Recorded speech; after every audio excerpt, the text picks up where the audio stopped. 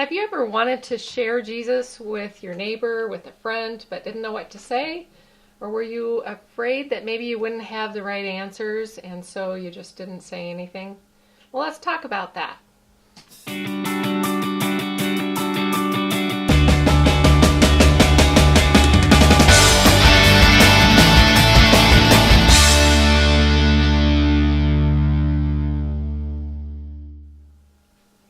Welcome to Gospel XL. I'm Sylvia. I'm Courtney. I'm Janelle. And I'm Shane.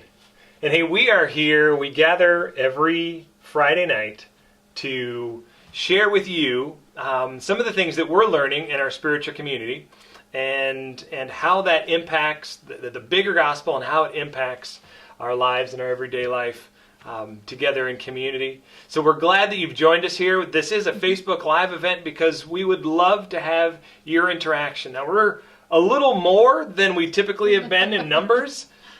We have 4 of us here because we're actually going to do something. We're going to model to you something that we do as a community, and we're pretty excited about this. We're going to continue this idea of discipleship we've been talking about for 3 weeks now, and this is another part of that. So Sylvia, tell us what's going on. Okay, so we're going to share a way of studying the Bible as a small group and some of the processes that we go through to find who God is in a more personal way and how that impacts our lives. So what we're showing you is a technique. It's not the only way to study the Bible or to learn with someone, but it's a way that is very versatile, and you don't have to have the answers. Everyone's going to come up with different answers because it allows the Bible to speak to you where you're at, whatever's going on in your life. So kind of the basic flow that we're going to go through. First, we're going to read a text. If you have people that are very well versed in the Bible, we've been talking a bit about maybe you don't need to actually read the text. For so many thousands of years, people told stories. They retold and told the stories that they had heard. And if you know the Bible well, tell the story. You don't have to read in a specific version, word for word. Tell the story. So we're going to read the text tonight. We'll start with that. I don't think it's required, but we're going to start with that, and then we're going to, as a group, retell the story, and then we're going to ask 4 questions. And you can start thinking about these questions right from the get-go. The first question is, what is God's character based on this story? So, what information about God did you learn from this particular story? What did he do in the story to show you that?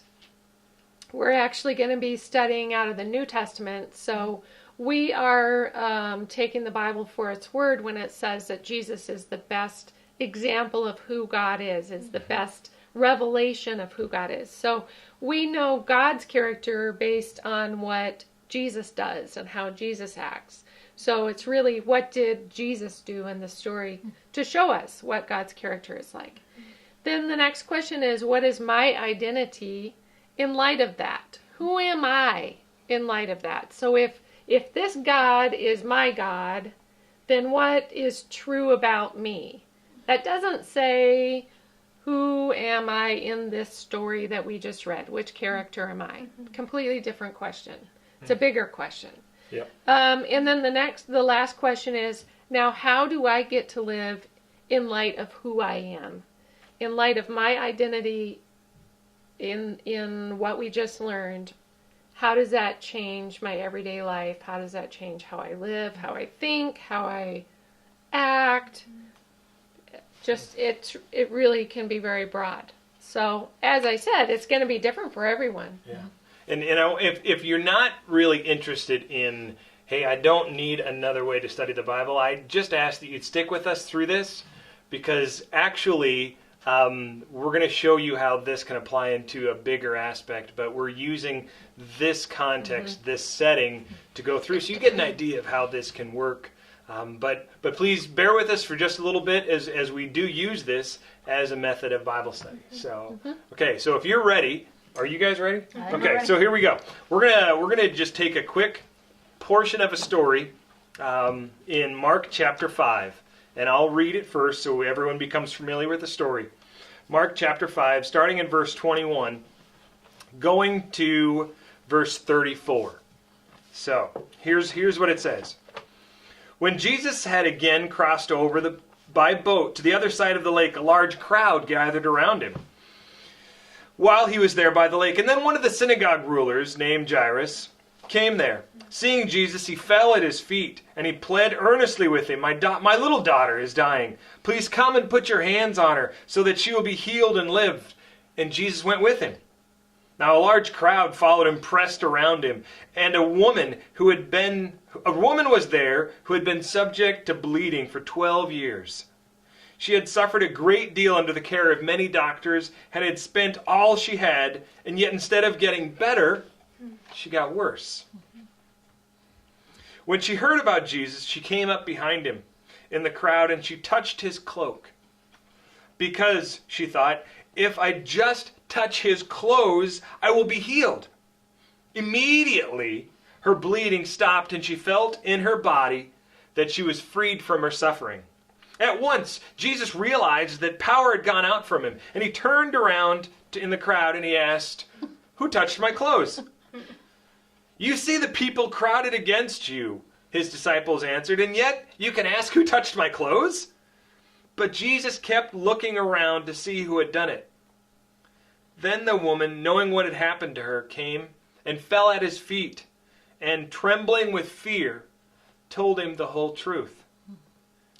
He said to her, Daughter, your faith has healed you. Go in peace and be freed from your suffering. I love So this story. let's retell the story.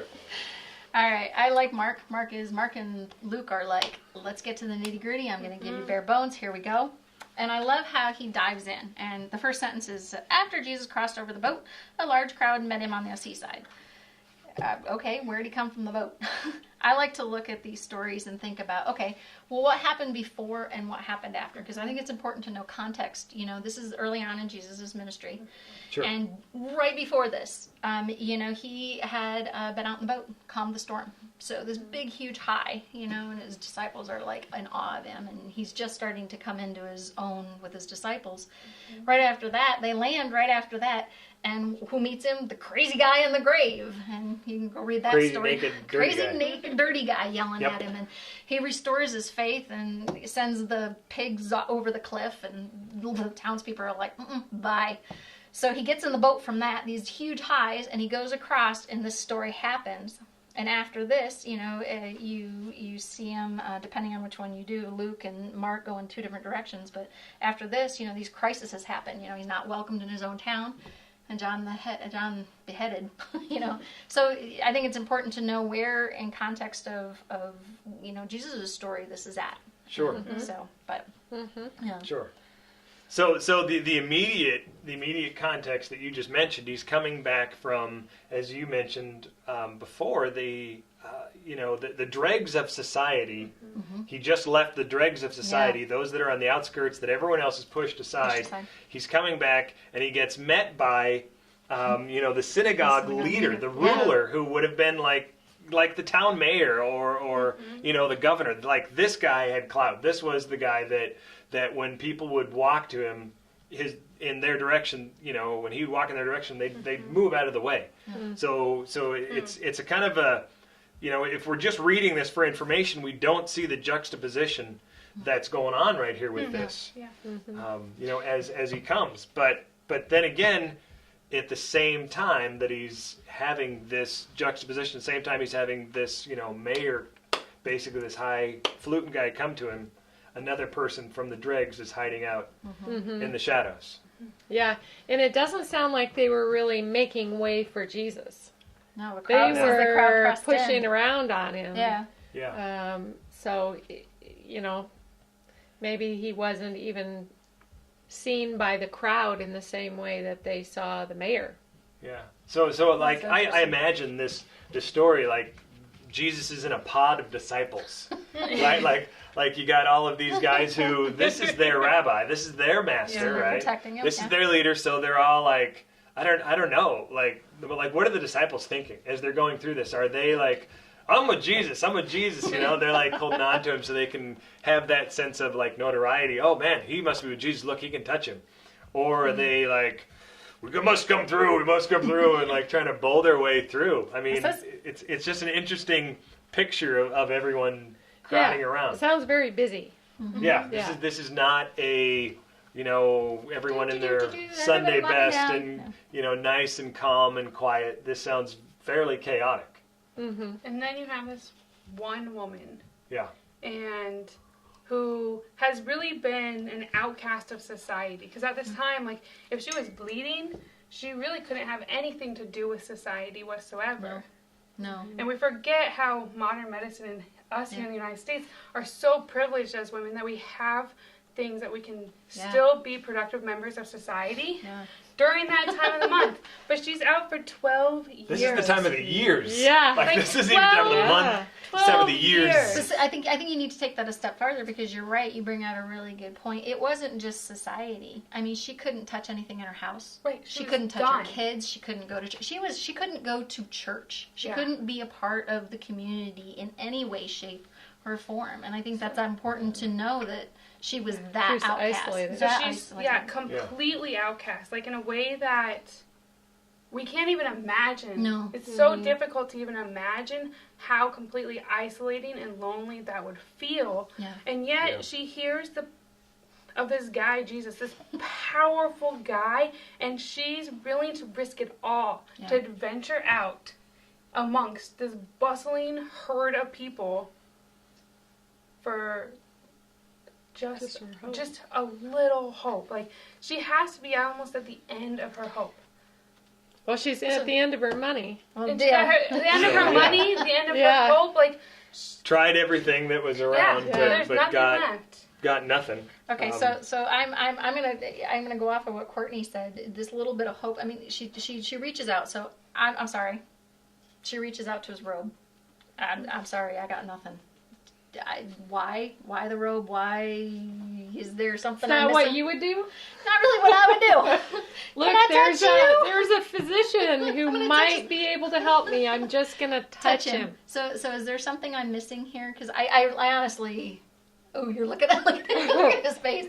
Yeah, Yeah. there is. Okay, is. so- And I can't remember all of it, but in the Jewish tradition, and from a lot of the prophecies in the Old Testament, there is a very obscure prophecy that I'm not going to tell it perfectly, but it talks about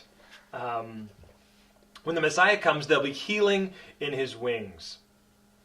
And Oh. that word for wings is also the same word that can be used for hem, for the edge of the garment. So if she were to have this idea and she heard about Jesus, I don't know what she heard. Like, did she know about Jesus a while back? Has his notoriety preceded him, and that's why the crowd was there? When he crossed over to the other side, a large crowd gathered around. So perhaps everyone already knew about Jesus. And in her mind, she's going through these things that they have memorized and remembered, and she's grabbing on. And if you had, you know how sometimes when you have things go on in your life and you come across a verse that speaks specifically to that, like you will hold on to that verse. So she holds on to Probably that 12 verse, years. this idea of Yeah. She had a the lot of time. Messiah having healing in his wings. So Yeah. if this might be, just might be, perchance, Huh. the So Messiah. she So had that makes to- it a different angle. Yeah, she had to see him then as more than a teacher or more than a healer. If it was a healer, not the Messiah, Yeah. she would have had to have gone to him and asked. I mean, it must have been a belief that he was, He the, was Messiah. itself. So that takes her faith to a different so level so there. she reaches out, she grabs it, and then like she didn't feel well before because suddenly it says that immediately her bleeding stopped and she felt it in her body.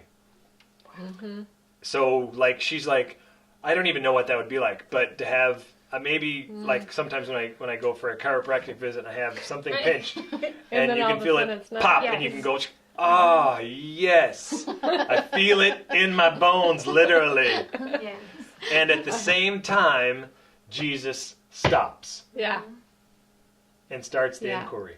Yeah. So going from the edge of hope to this is, I have hope, to realization of the hope, to, oh, poop. I am not supposed to be here right now. And for him Like, to have we ever point it had that? out. Yeah, like And suddenly, it was who touched like, me? spotlight. Well, Who did this? And to feel it in the crowd, like here, we're sitting here, we're fairly far apart from each other. Sylvia, I don't know if you've noticed, I've been holding on to your shirt for the last 5 minutes, and you didn't notice, and so that's just like the power that Christ had, and how like in God's character, like he saw this, he felt this. Yeah. It's just like breathtaking to me how Wow. in all those people he could feel that, and to know that she needed to be seen.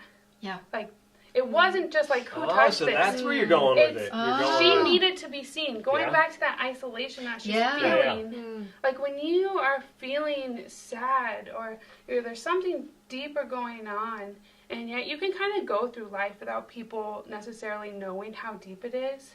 But you just want that one person to see you, to really see what's going on. And Christ knew that that's what she needed. So it's not who did this? Who touched my garments? Yeah. It's, Yeah. I know she needs to be recognized right now. Hmm.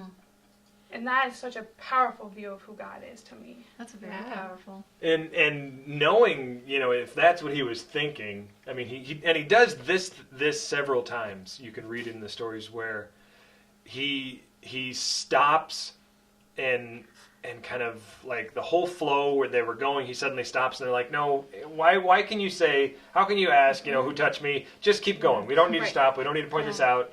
There are so many times where, he's bustling down the road onto Jerusalem and there's someone over here that's yelling and he stops. And they're like, don't worry about it. Just keep going. We have a place to be. We got somewhere to go. Jesus, knowing this, stops and waits. And I'm going to think that he quite possibly might have known who it was.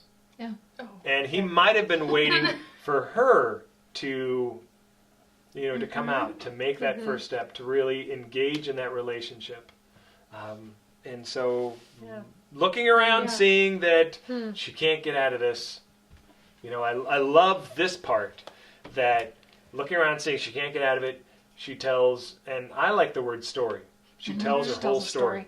She tells her story, and it's not that God needed to know this. God already knew this. Was not a surprise. It wasn't a shock. Wasn't a disappointment. But she needed to tell her story because that was the engagement in that relationship. And so she tells her whole story, and it's Yeah. And when you look at that part of Jesus knew she needed that connection, Yeah. she had the healing. Yeah. That she already had. He could have, known in his mind, well, she had her healing. She's on her way. She'll be well. Yeah. But he wanted to personally connect with her. I like Yeah. that. I think it goes beyond that though too, because it was a physical healing, but I think by stopping and acknowledging this, it was an internal healing, and I think it was a spiritual healing too, because he called it out. You're healed. You're no longer bleeding. Therefore, you can no longer be shunned from your spiritual family anymore. So I think it might have been a whole healing, and I hadn't Well, thought of what that. title did he call her? He called her daughter. He He I went. He love went this. straight I love to this. He claimed her. daughter and Yeah. said, "Yeah, you've been isolated for 12 years. You've been outcast. Yeah. It's as if you haven't been part of the family. But I want you to know You're part that of the family. you are daughter. You are Yeah. part of the family." That's goosebumpy. That is good. Yeah. So that I think is I mean, that's just fantastic. That's a great way to. I mean, I think that's a pretty high note. We don't need to continue on No. with that. Yeah. Daughter, go in peace. Yeah. So let's Yeah. wait for the sake of time. Let's continue to move on, and so here's those 4 questions just to remind you. Hey, what's God's character that we find in this story? What did He do that reinforces that, or that gives us that idea, that shows us that? And if that's who God is, then who are we? What's our identity that's based in God's character? Not based in the story, but based in God's character. And then finally, and if this is true, how do I get to live? And this is where it gets really interesting. So real quick, if we can, we spent a lot of time kind of retelling the story, but what is God's character in this story? What did you pick up? What did you get that was God's character in the story? One of the things that jumps out to me is we always think of God as such a personal God and yet such a big God. And here, like, it just totally encapsulates both those things so well together, because you have Christ who and God the Father who see all and are intimately involved with everybody. So even though she's in this crowd, she's seen for just who she is and what she's needed. So those needs are met, but yet it's ministering to the whole crowd while he's also providing for the whole world. So like you see all of that. It's like layers like an onion. Yeah. Have It's this like, discussion yes, before. all of this at the exact same time. That's incredible. And yes, and so if that God, that character of being busy and yet detail oriented and caring about even the littlest things in our lives, if he can do that, then how can I ever question who I am? Because I'm so valuable. Because his character tells me that in every aspect of who he is. Sure. Preach it. Sure. Okay, so you just went through You all did three. all of that. No, you did all three, but you didn't do number 4. So how does So it... therefore, now how do you get to live because of that? So because I know that, because I can see in these stories time after time that Christ cares about me individually, I never have to feel too small to come to him. I can come to him with wherever I'm at, whether it's in that moment of sickness, whether it's in that moment of desperation, whether it's in a moment of praise, and he'll see me and he's right there with me. So no matter what I'm feeling, I can come to him and he will help me through the next step. Awesome. Sure. Okay. Excellent. Very nice. Okay, what about one more? Can someone one more come up with what is God's character from this story? What did you pick up? That was God's character. I kind of want to go off of the God's character is, I don't want to say necessarily Father. I guess what came out to me and the thing that was told to me is he steps off the boat from restoring this man into society, and he steps off and is asked to come and restore a little girl's life, and he gets hijacked and restores a woman's life. And I love how this idea of daughter, it didn't, Jairus, I don't know how you say it, he was the cream of the crop, like you said, he was the top of society, and here's this woman who touched his robe who's the bottom of society, and he took the time to restore both of them. If you read on, Jairus' daughter is restored to him from death. This woman's society, this woman's life was basically death, a living death. And so he restored both of them. So I see God as a restorer and a father and someone who claims me. I love, when I read this one time, and like you said, the goosebumps, it hit me one time, daughter. It was like, man, I love this story. Because he claimed her, he named her. And when you name something, you're responsible for it. And so he's named us sons and daughters. He's responsible for us. And so that idea that God's a big God, and, to be, we've talked about this before, several of us, I've struggled with identity. Who I am, I based a lot on what I did. And I went through a crisis a couple of years ago, a big crisis. And it came to the point where I was a daughter. And that was a really cool place to rock bottom and realize I'm a daughter. And to build up who and what I thought I was and who I was, that was big for me. So you just went through again. You went through all 3, hit number 4. So now, how do you get to live in light of this new identity? Well, how is that? How is that different now? Sometimes when I struggle, with, like I said, I had this identity crisis, and sometimes when I struggle with the whole, well, I'm not doing this, or I'm not doing that, or I have to be this, or I have to have this, it does, I have to, in my head, no, I am a daughter, I am loved. That is enough. We are done with the sentence, I am enough, and that has to be a period, because I can't allow it Because if I allow it to be anything other than a period, life is too crashing in. So what I hear you saying is that I don't have to keep endlessly striving. How I get to live is restful, Yeah, peaceful. Yeah. peaceful. Yeah, Yeah. yeah. If I can hang on to it.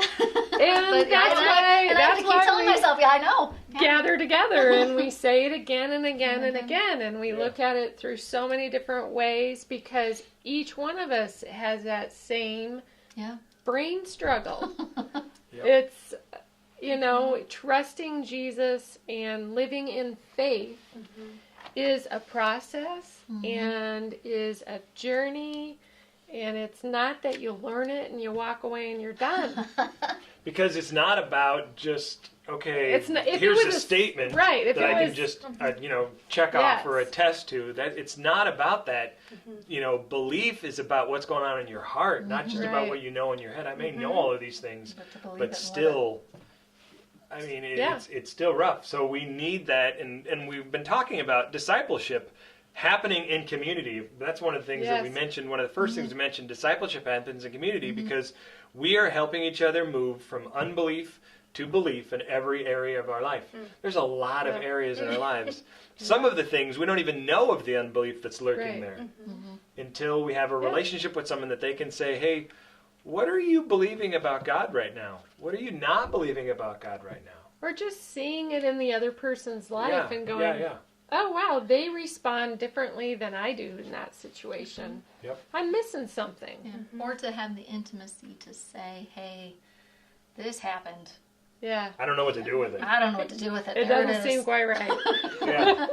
Yeah. And So our discipleship happens when we're able to listen to those stories and we intentionally try not to give advice. Like it's not about, well, this is what you should do. No. It's about listening and learning what's going on and then mirroring back to them and helping them to see, well, what do we know about God that's true?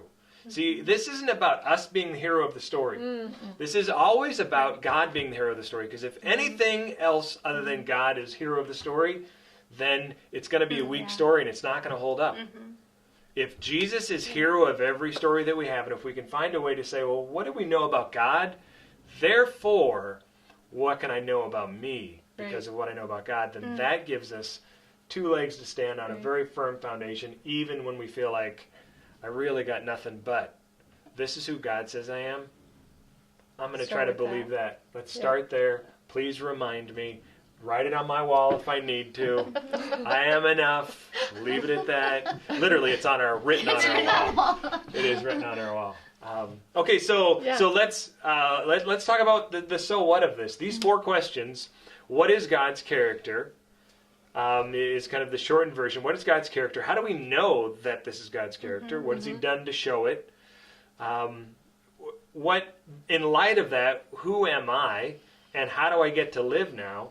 Those 4 questions, we just used them in the Bible study context, but I gave teaser that it might be able to expand outside of that. So what's the so what about those 4 questions when it comes to discipleship? Go. You don't need to have a fancy study. It's more just about understanding where the other person's coming from, understanding the story of God. Not facts, not getting all the text memorized before you can tell a story. Yeah. I mean, you don't have to know a whole lot before you can share a story. And there will be something in there meaningful to you because the Holy Spirit's going to use whatever story you pick to speak into where you're hurting and where you really need to hear it. It's not fancy. So the so what for you? Anyone can it's pretty do simple. this. Anyone can do this. You know a little bit about God, you're ready to go share. Yeah. You're ready to disciple someone else. Yeah. Okay. Anyone else got a so what?